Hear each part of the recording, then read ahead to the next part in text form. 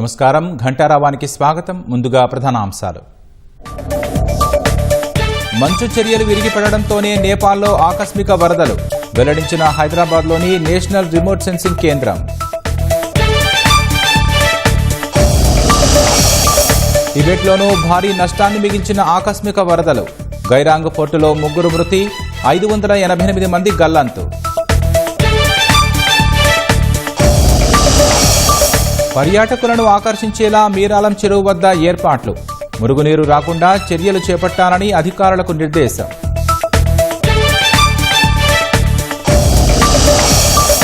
కొనసాగుతున్న ఆయుష్ వైద్య విద్యార్థుల 24 రోజుల సమ్మె. స్టైఫండ్లు పెంచాలంటూ పెద్ద ఎత్తున ఆందోళన.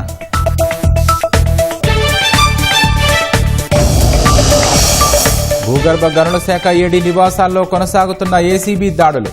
12 చోట్ల సోదాలు, భారీగా అక్రమాస్తుల గుర్తింపు.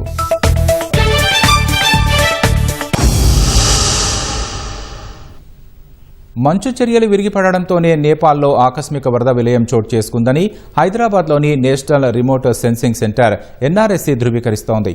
ఇస్రో సహకారంతో ఈ విలయంపై ఎన్ఆర్ఎస్సీ అధ్యయనం చేసింది. ఈ ప్రాంతంపై నుంచి భారత ఉపగ్రహం వెళ్లిన సమయంలో తీసిన ఛాయాచిత్రాలు ఆధారంగా విలయం ఎలా సంభవించిందనేది అంచనా వేసింది.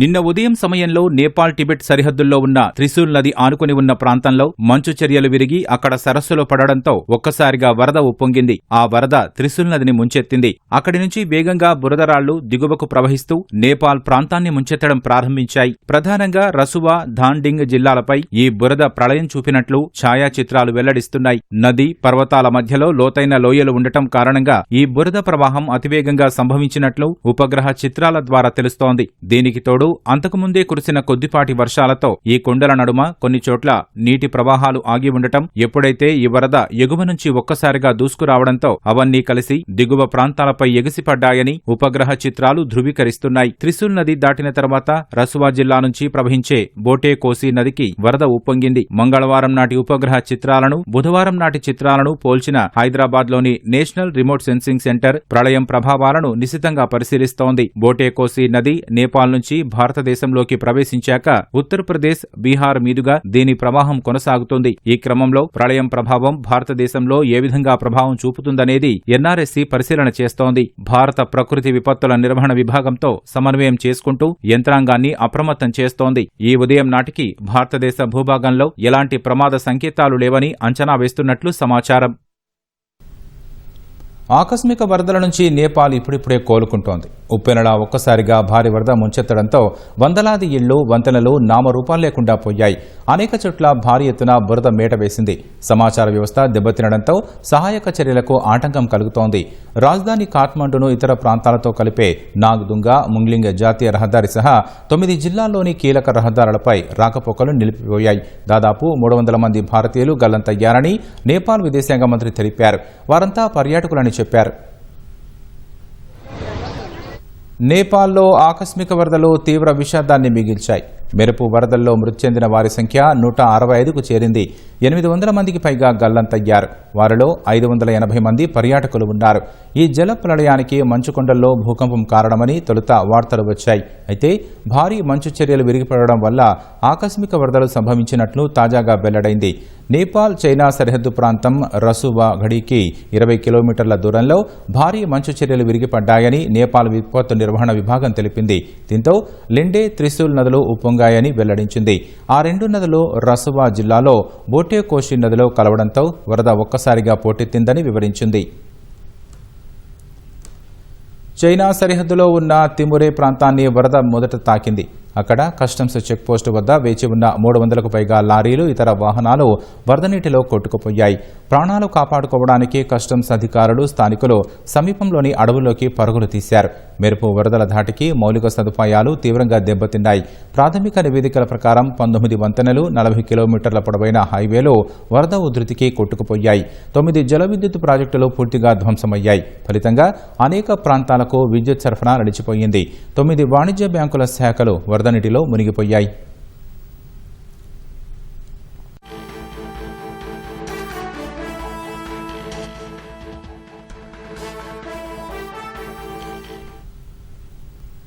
ప్రస్తుతం ఆర్మీ రెస్క్యూ బృందాలు సహాయక చర్యలను వేగవంతం చేశాయి. రవాణా వ్యవస్థను పునరుద్ధరించేందుకు యుద్ధ ప్రాతిపదికన పనులు చేస్తున్నారు. గ్రామాలు పట్టణాలను కలిపే వంతెనలు కొట్టుకుపోవడంతో బెయిలీ బ్రిడ్జిలను నిర్మించేందుకు ప్రయత్నిస్తున్నారు. 1993లో నేపాల్లోని సర్లాహి, రౌతహక్, మక్వాన్పూర్ ప్రాంతాల్లో మెరుపు వరదలు సంభవించి సుమారు 1400 మంది మరణించారు. ఆ తర్వాత ఇదే అతిపెద్ద విపత్తు అని నేపాల్ విపత్తు నిర్వహణ విభాగం తెలిపింది.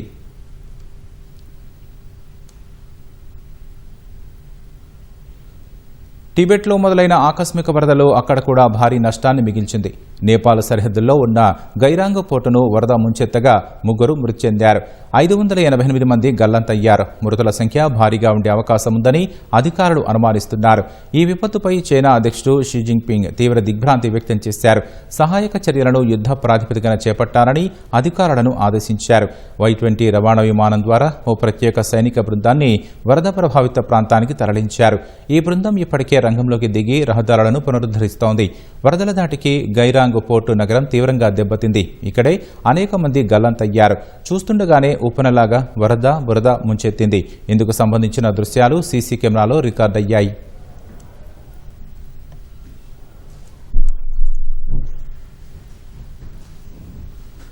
24 రోజులుగా సమ్మె చేస్తున్న ఆయుష్ వైద్య విద్యార్థులు మహా ర్యాలీ చేపట్టారు.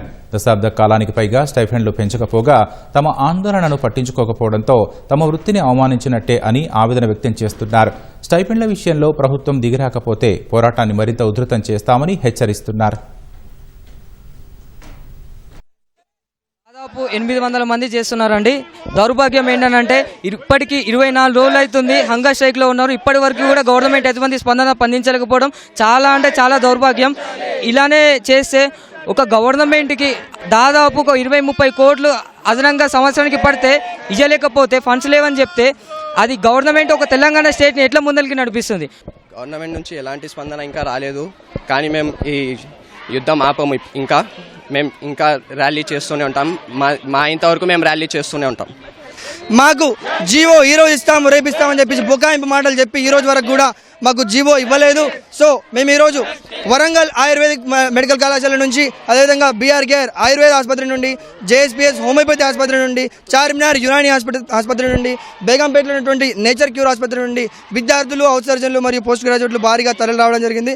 ప్రతి ఒక్క విద్యార్థి లోపల ఈ యొక్క అసమానతకు వ్యతిరేకంగా, ఈ యొక్క జరుగుతున్నటువంటి అన్యాయానికి వ్యతిరేకంగా ఆవేదన అయితే మేము వ్యక్తం చేస్తున్నాం 24 రోజుల నుండి. ఇక్కడ చూస్తుంటే మీకు 3:1 ఫీమేల్స్ రేషియోనే కనిపిస్తుంది. ఆడవాళ్ళు ఎంతో మంది ఇక్కడ ఉన్నారు, చదువుకునే వాళ్ళు ఉన్నారు. అంటే ఏజ్ వచ్చేసి ఆడవాళ్ళ ఏజ్ 25 to 32 ఏజ్ మధ్యలో ఉన్నారు. అంటే మెయిన్లీ పెళ్ళయి పిల్లలు ఉండే ఏజ్. చాలా మంది పెళ్ళైన వాళ్ళు ఉన్నారు, చాలా మంది పిల్లలు ఉన్న వాళ్ళు ఉన్నారు, గర్భిణీ స్త్రీలు కూడా ఉన్నారు. వాళ్ళందరికీ ఇచ్చే 13,000తో వాళ్ళందరూ ఎలా బ్రతకాలని గవర్నమెంట్ కోరుకుంటుందో మాకు అర్థం కావడం లేదు. అలాగే మీరు అడిగిన క్వశ్చన్ని బట్టి ఎప్పటి వరకు మీరు చేస్తారు అంటే, మాకు ఆల్రెడీ జీవో నెంబర్ 51 ప్రకారం 2007లో రిలీజ్ చేసిన దాని ప్రకారం మాకు ఆల్రెడీ ఇచ్చారు ఆన్ పార్ విత్ అలోపతి ఇస్తాము అని. అదే ఇప్పుడు కూడా మేము ఇంప్లిమెంట్ చేయాలని కోరుకుంటున్నాం. మా పోరాటం అనేది on par with allopathy GO వచ్చే వరకు కంటిన్యూగా జరుగుతుందండి. ఓకే అన్న.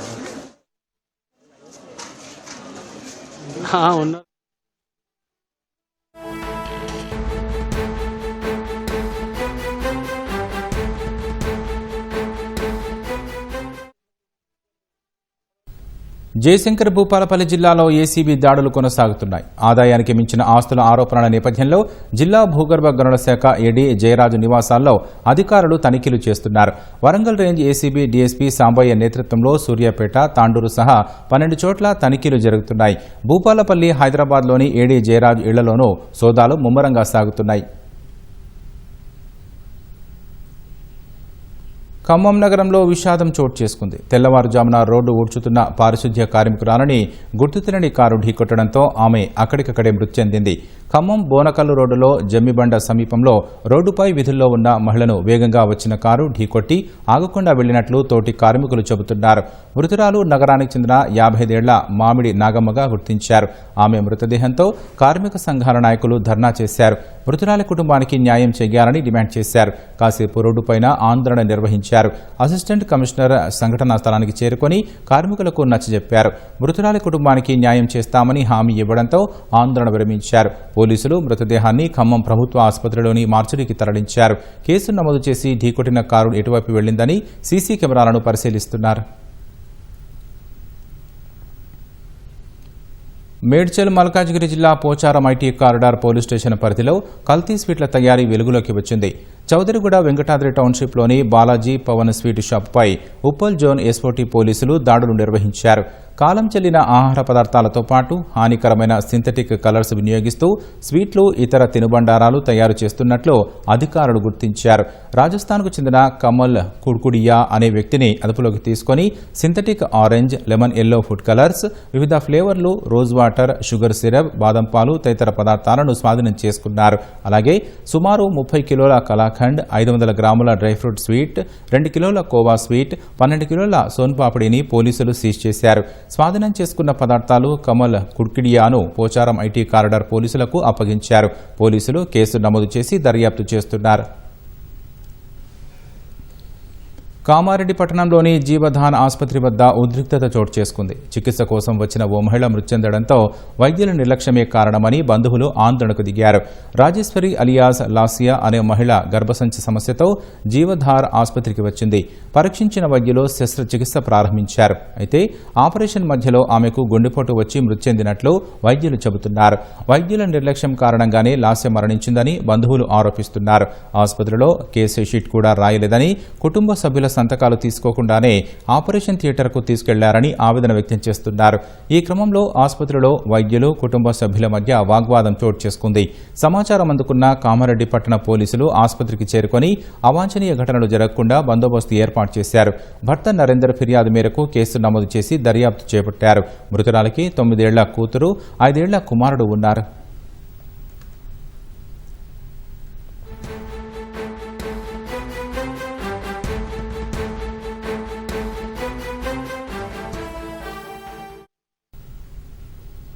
మీరాలం చెరువు వద్ద పనులను గడువులోగా పూర్తి చేయాలని ముఖ్యమంత్రి రేవంత్ రెడ్డి స్పష్టం చేశారు.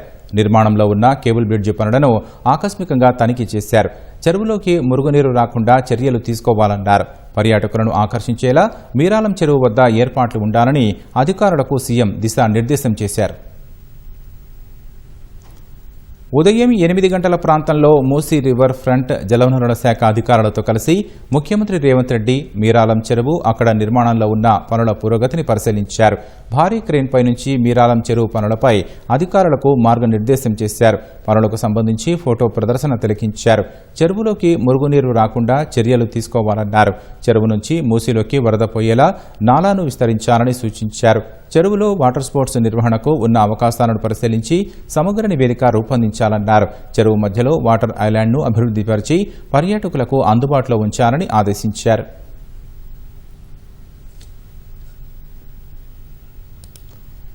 ఒకవైపు విమానాశ్రయానికి దగ్గరగా ఉండటం, నెహ్రూ జూ పార్కు సమీపంలో ఉన్నందున పాత బస్తీలో పర్యాటక రంగ అభివృద్ధికి మీరాలం చెరువు దోహదపడుతుందని సీఎం పేర్కొన్నారు.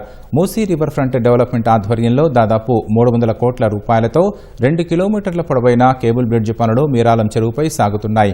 ఎట్టి పరిస్థితుల్లోనూ కేబుల్ బ్రిడ్జి పనులను 2028 మార్చి నాటికి పూర్తి చేయాలని అధికారులను ఆదేశించారు. జాతీయ రహదారి 44కు అనుబంధంగా బ్రిడ్జి నిర్మిస్తున్నారు. ఈ బ్రిడ్జి పనులు పూర్తి అయితే శాస్త్రీపురం, పహాడీ షరీఫ్ మధ్య దూరం కూడా తగ్గనుంది. హుస్సేన్ సాగర్, హిమాయత్ సాగర్ నిర్మాణం కాకముందు నుంచే నగరవాసులకు మీరాలం ట్యాంక్ తాగునీరు అందించేది. హైదరాబాద్ రాష్ట్రానికి అప్పటి ప్రధానమంత్రిగా వ్యవహరించిన మీర్ ఆలం బహదూర్ పేరు మీదుగా ఈ సరస్సును నిర్మించారు.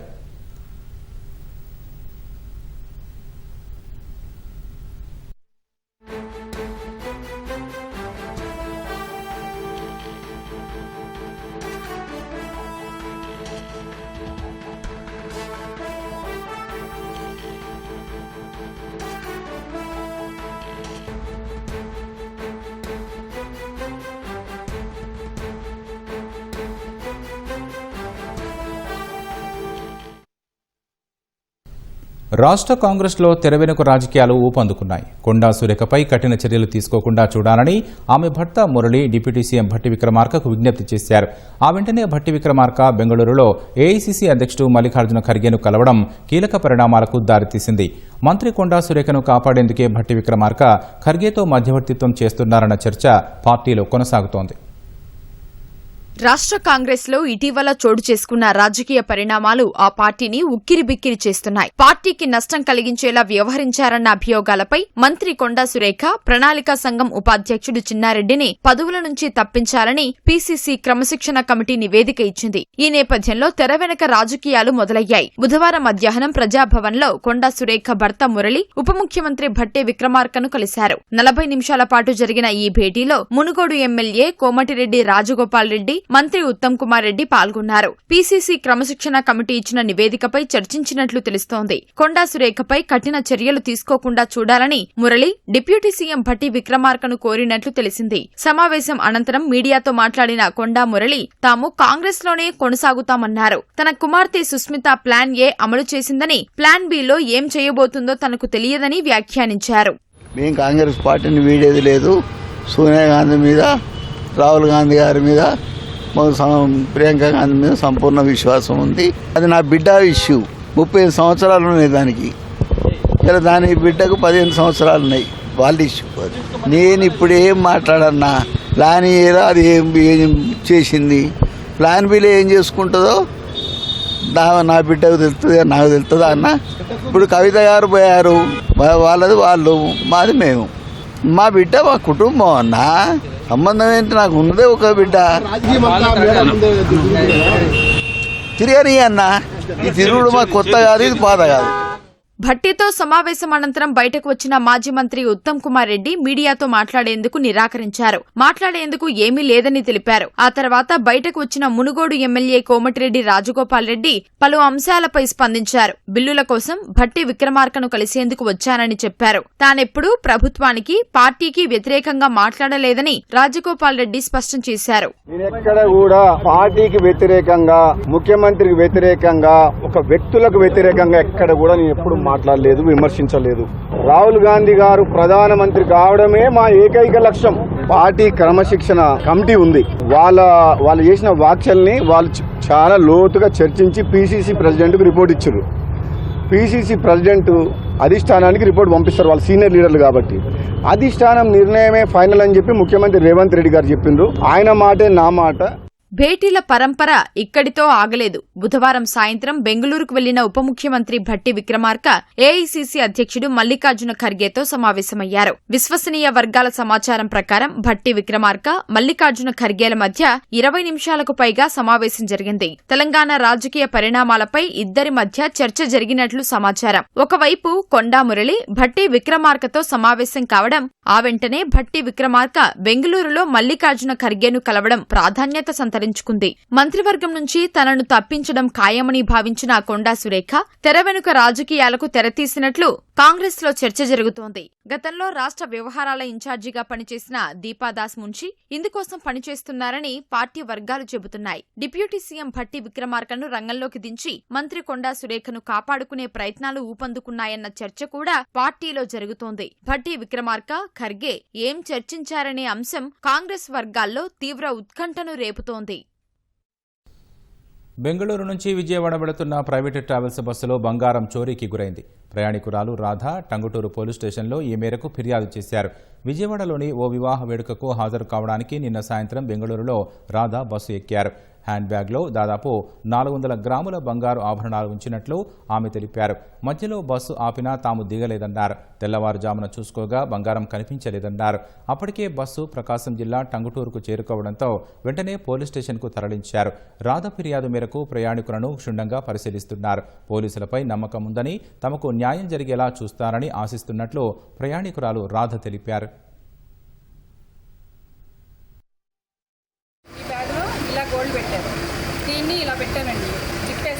మేము 10:30 ఆ టైంలో ఎక్కామండి బస్సు. మా పాప విండో పక్కన కూర్చుందండి. విండో పక్కన ఈ బ్యాగ్ పెట్టాం. తర్వాత 5 o'clockకి నెల్లూరు దగ్గర ఆపారండి, బస్సు ఆపారు వాష్రూమ్కి.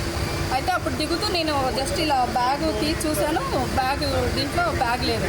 ఈలోపు మా వెనక సీట్లో ఉన్న ఒక అబ్బాయి నా బ్యాగ్ మీద ఈ బ్యాగ్ పెట్టుందని చెప్పేసి ఈ బ్యాగ్ తీసుకొచ్చి ఇచ్చారండి. తీరా చూస్తే గోల్డ్ అంతా తీసేస్తారు.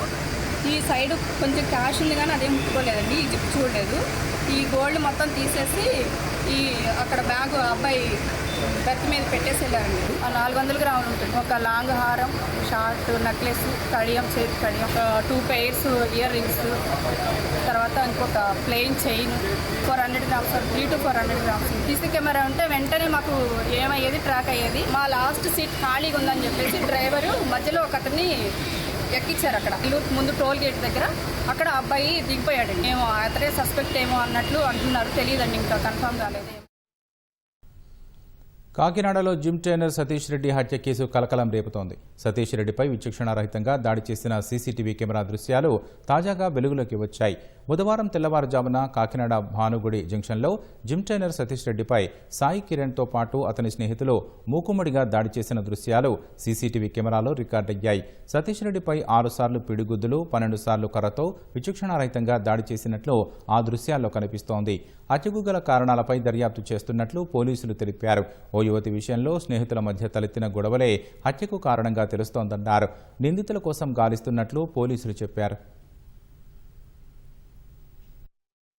హత్యకాంతో వ్యక్తి సతీష్, అతను మన కాకినాడకు చెందిన వ్యక్తి. ఇందులో ఎవరైతే సతీష్ ఫ్రెండ్ సాయి కిరణ్ అనే వ్యక్తి, అతని ఫ్రెండ్స్ సాయి కిరణ్ ఫ్రెండ్స్ కలిసి 2 గంటల ప్రాంతంలో సతీష్ని పిలిచి అక్కడ పుట్టారు. కర్రలతో ప్లస్ చేతులు కాళ్ళతో కూడా కొట్టి చంపేశారు. దాని మీద మన కాకినాడ 2వ పట్టణ పోలీస్ స్టేషన్లో కేసు నమోదైంది. దర్యాప్తు చేస్తున్నాం. ముద్దాయిలు పరారీలో ఉన్నారు. ఇంకా ఎంతమంది ఇంకా తెలియరావాలి. సాయి కిరణ్ అనే వ్యక్తి అయితే ఉన్నాడు, అతని ఫ్రెండ్స్ కూడా ఉన్నారని చెప్తున్నారు. ఎంతమంది ఇంకా ఇన్వెస్టిగేషన్ తెలుస్తుంది. భద్రాచలం శ్రీ సీతారామచంద్ర స్వామి వారి ఆలయంలో అభివృద్ధి పనులు యుద్ధ ప్రాతిపదికన జరుగుతున్నాయి. ఆలయ ప్రాంగణం మొత్తాన్ని విశాలంగా పునర్నిర్మాణం చేసే క్రమంలో పాత ప్రాకారాలను తొలగించారు. ఉత్తరం వైపు గోపురాన్ని, ప్రాకారాలను తొలగించిన సిబ్బంది దక్షిణం వైపు గోపురాన్ని, ప్రాకారాలను తొలగించారు. తూర్పు, పడమర వైపు గోపురాలను ప్రస్తుతానికి అలాగే ఉంచి పనులు కొనసాగిస్తున్నారు. పడమర, దక్షిణ, ఉత్తరం మెట్లను పూర్తిగా తీసేసి ఆ ప్రదేశం మొత్తాన్ని చదును చేశారు. భక్తుల రాకపోకలకు తూర్పు వైపు మెట్లనే వినియోగిస్తున్నారు. ప్రస్తుతం తొలగించిన ప్రాకారాలను, గోపురాలను అధునాతనంగా శిల్పకళ నైపుణ్యం ఉట్టిపడేలా నిర్మించనున్నారు. తూర్పు, ఉత్తరం, దక్షిణం వైపు గోపురాలను 3 అంతస్తుల మేర నిర్మించనున్నారు. పడమర వైపు ఉన్న ప్రధాన గోపురాన్ని 5 అంతస్తుల మేర నిర్మించనున్నారు. నిజామాబాద్ జిల్లా డిచ్పల్లి మండలం మెట్రాజపల్లి గ్రామ రైతులు దొంగలను పట్టుకున్నారు. వ్యవసాయ బావి మోటార్లు, సర్వీస్ వైర్లు, స్టార్టర్లు దొంగిలించి ఆటోలో తరలిస్తున్న దొంగలను గ్రామస్తులు పట్టుకుని స్తంభానికి కట్టేశారు. పోలీసులకు సమాచారం ఇవ్వగా దుండగులను అదుపులోకి తీసుకుని ఆటోని స్వాధీనం చేసుకున్నారు. కేసు నమోదు చేసుకుని దర్యాప్తు చేస్తున్నారు.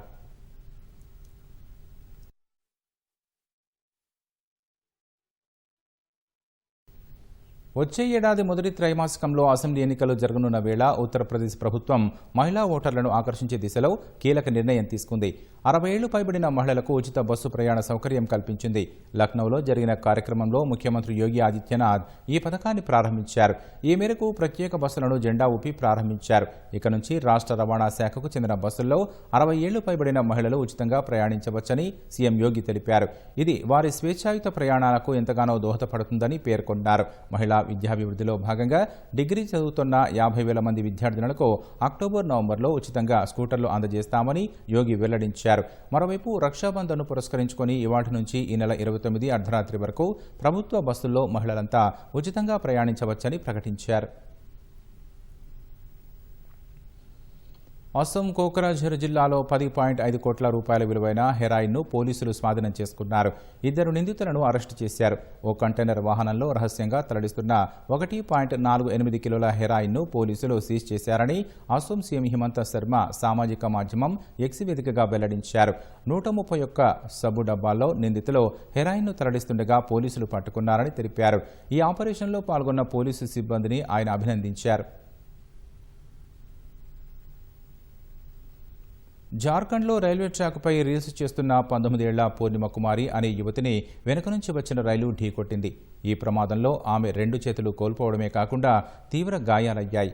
పూర్ణిమ తన స్నేహితులతో కలిసి రీల్స్ చేసేందుకు గడ్వా పోలీస్ స్టేషన్ పరిధిలోని సమీప రైల్వే ట్రాక్ వద్దకు వెళ్లింది.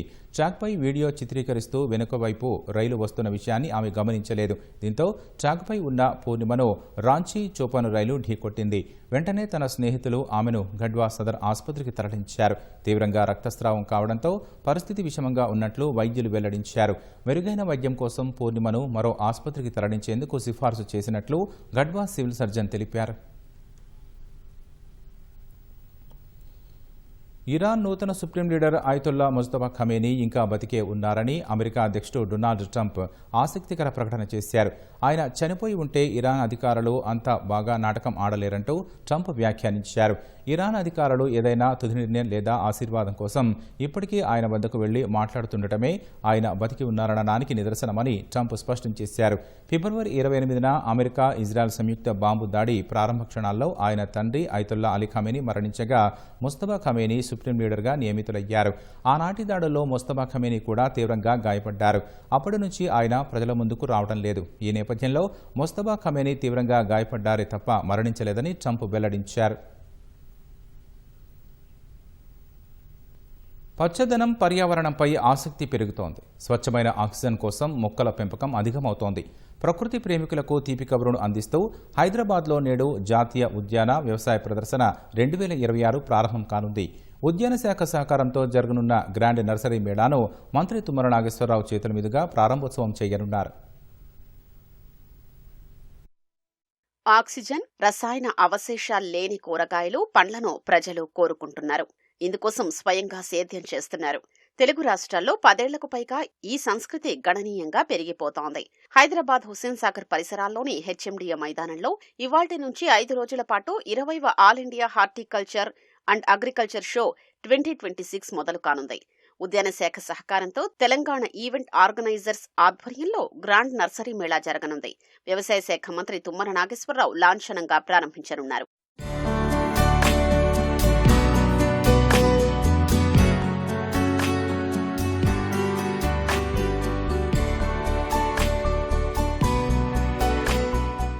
దేశవ్యాప్తంగా అన్ని రాష్ట్రాలకు చెందిన సంస్థలు, నర్సరీలు, వ్యాపారులు మొత్తం 150 స్టాళ్లు ఏర్పాటు చేశారు. వివిధ రకాల పువ్వులు, పండ్లు, ఔషధ, అలంకరణ, కూరగాయల మొక్కల్ని అందుబాటులో ఉంచారు. ఇండోర్, అవుట్డోర్ మొక్కలు, తక్కువ స్థలంలో ఎక్కువ దిగుబడి సాధించే వంగడాలు, కుండీల్లో సాగు, మిద్దె తోటల నిర్వహణ, సేంద్రియ ఎరువుల వినియోగం వంటి అంశాలపై ఉద్యాన శాఖ అధికారులు, నిపుణులు అవగాహన కల్పించనున్నారు. 2015 నుంచి మనం ఈ షోస్ చేసుకుంటూ వస్తున్నాము. ఇది ఇప్పటి వరకు 19 షో ఆల్రెడీ మేము చేశాము. ఇది 28. ఇది పెద్ద మాకు ఒక పండుగ లేక ఒక మంచిది గ్రోత్ మాకు. ఈసారి మనము ప్లాంట్స్ వెరైటీస్ ఒక్కసారి ఒక్కటే వస్తాయి, సీజన్ బట్టి వస్తాయి. కానీ ఈసారి కూడా అట్లనే వచ్చింది. గొప్పతనం ఏమైంది మన ఎగ్జిబిషన్ అంటే 34 స్టాల్ నుంచి మనం స్టార్ట్ చేసినాము. ఇప్పుడు జాగా లేదు, కనీసం ఒక 50 మంది స్టాల్ దొరకకుండా ఉన్నారు. ఇది మనకు ఆక్సిజన్ కావాలి. ఆక్సిజన్ మనమే కాదు, దీంట్లో చాలా జంతువులు వితౌట్ ఆక్సిజన్ ఉండరు. ఇప్పుడు మనము ఆక్సిజన్ ఎట్లా పెరగాలంటే చెట్లు మనం పెంచాలా. పచ్చదనం పెంచేందుకు ఇంటి ఆవరణంలో కూరగాయలు, పండ్లు, పూల మొక్కలు పెంచేలా ప్రజల్ని ప్రోత్సహించడం నర్సరీ మేళా ఉద్దేశ్యం. బెంగళూరు నుంచి తీసుకొచ్చిన స్నేక్ ప్లాంట్, అరేకా పామ్ సహా ఎన్నో రకాల మొక్కల్ని అందుబాటులో పెట్టినట్లు నర్సరీల నిర్వాహకులు తెలిపారు. పరమేశ్వరుని రుద్రాక్ష మొక్కల్ని పూణే నుంచి తీసుకొచ్చామని వ్యాపారులు తెలిపారు. मेरे पास कम से कम 70-80 वैरायटी है प्लांट्स में. अभी इसमें यह हाइड्रेंजिया इसके बहुत पूछते हैं कि है नहीं है. इसमें भी 5-6 कलर है अभी available. Blue, purple, white, pink और ये एंथोर्नियम, इसमें भी 3 कलर है अभी अवेलेबल मेरे पास. उसके बाद सेक्युलेंट्स में 100+ वैरायटीज है सेक्युलेंट्स में. उसके बाद ग्रीन संपेंगा, येलो संपेंगा, वाइट संपेंगा इस टाइम लाया है. सनजाजी बहुत सारे हैं फ्लावर्स के. रुद्राक्ष का भी है पर अभी अनलोडिंग चल रहा है. మా దగ్గర indoor varieties, total money plants, creeper varieties, philodendron varieties, total plants మా దగ్గర ఇది లేదనుకుండా ఇండోర్ 1000 వెరైటీ ఉంటుంది సార్. మొత్తం అందరికీ సప్లై ఇస్తాం. హైదరాబాద్ రావడం ఫస్ట్ టైం సార్ ఇది. మేము పూణే మహారాష్ట్ర ఎక్స్పోకి ఎప్పుడు పోతుంటాం, అక్కడ ఇంటర్నేషనల్ ఎక్స్పో. మళ్ళీ ఇక్కడ వచ్చేసి మామూలుగా రాజమండ్రిలో ఒత్తురు వెళ్ళాం. ఇది ఫస్ట్ టైం వచ్చాం సార్ హైదరాబాద్. ఇక్కడ ఎలా ఉంటుందనేది తెలియదు మాకు. బిజినెస్ గురించి కాదు, మాకు హోల్సేల్ కస్టమర్ ఉన్నారు కదా నర్సరీ వాళ్ళు, వాళ్ళ కోసం మేము ఇక్కడ డిస్ప్లే ఇది చేస్తాం అన్నమాట. ప్రతి ఒక్కరూ సామాజిక బాధ్యతగా ఒక్కో మొక్క నాటండి, పచ్చని భవిష్యత్తుకు బాటలు వెయ్యండి అనే సందేశంతో గ్రాండ్ నర్సరీ మేళా జరగనుంది. నేను నీకు రక్ష, నువ్వు నాకు రక్ష అంటూ అన్నా చెల్లెళ్ల అనుబంధానికి ఉన్న ప్రత్యేకతను చాటుతుంది రాఖీ పండుగ. ఆడపడుచులు తన సోదరుడి మణికట్టుపై కట్టే రాఖీ ఇద్దరి మధ్య అనుబంధానికి ప్రతీకగా నడుస్తుంది. రాఖీని కడుతూ తన సోదరుడి దీర్ఘాయువును, శ్రేయస్సును సోదరి కోరుతుంటే బదులుగా జీవితాంతం రక్షణగా ఉంటారని సోదరుడు భరోసా ఇస్తాడు. అంతటి ప్రాముఖ్యతను కలిగిన రాఖీని కొనుగోలు చేసేందుకు కొందరు తమ అభిరుచికి అనుగుణంగా సరికొత్త రాఖీలు కొనేందుకు ఆసక్తి చూపుతున్నారు. హైదరాబాద్లోని దుకాణాల్లో వందల డిజైన్లతో అందుబాటులో ఉన్న రాఖీలపై మన హైదరాబాద్ స్పెషల్ ఫోకస్.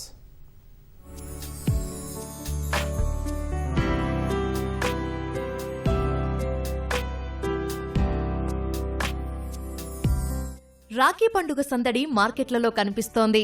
రాఖీ పండుగకు ఈ ఏడాది దుకాణాల్లోకి ఎన్నో వెరైటీ కలెక్షన్స్ అందుబాటులోకి వచ్చాయి. రూపాయి నుంచి ప్రారంభమయ్యే సాధారణ రాఖీల నుంచి వందలు, వేల రూపాయల విలువ చేసే డిజైనర్ రాఖీల వరకు మార్కెట్లో లభిస్తున్నాయి. పిల్లల కోసం కార్టూన్ క్యారెక్టర్లు, యువత కోసం ట్రెండీ డిజైన్లు, పెద్దల కోసం ముత్యాలు, జరీ, స్టోన్స్ తో రూపొందించిన ప్రత్యేక రాఖీలు, ఇలా ప్రతి వయసు వారికి నచ్చేలా డిజైన్లు అందుబాటులో ఉన్నాయి.